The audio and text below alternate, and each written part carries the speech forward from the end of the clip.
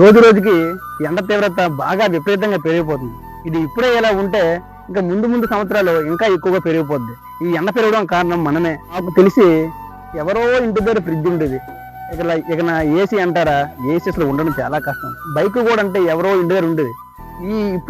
ఇప్పుడున్న పరిస్థితులకి అందరి దగ్గర ఏసీలు, ఫ్రిడ్జ్లు, బైకులు ఉండడం వల్ల వాటి నుంచి విడుదలయ్యే వాయువులు carbon dioxide, methane, chlorofluoro carbon వల్ల ఇది భూమి వేడెక్కి ఆ వేడి అనేది వాతావరణంలో కలిసిపోయి ఎండ తీవ్రత బాగా పెరిగిపోతుంది. అదే విధంగా చెట్లు కొట్టేసి బిల్డింగులు, తోటలు కొట్టేసి రైతులు వ్యవసాయం చేయడం వల్ల చెట్లు తీసుకోవాల్సిన కార్బన్ డైఆక్సైడ్ చెట్లు తక్కువైపోవడం వల్ల ఈ వాతావరణం బాగా వేడెక్కిపోతుంది. ఎండ తీవ్రతను తగ్గించడానికి ఒక చిన్న ఆలోచన ఏంటంటే, మీ జీవితంలో ప్రతి ఒక్కరూ కనీసం ఒక మొక్కనైతే నాటండి. నా వంతు అయితే నేను 2 మొక్కలు నాటాలనుకుంటున్నాను. మరి మీ వంతు ఎన్ని మొక్కలు నాటుతారో కింద కామెంట్ చేయండి.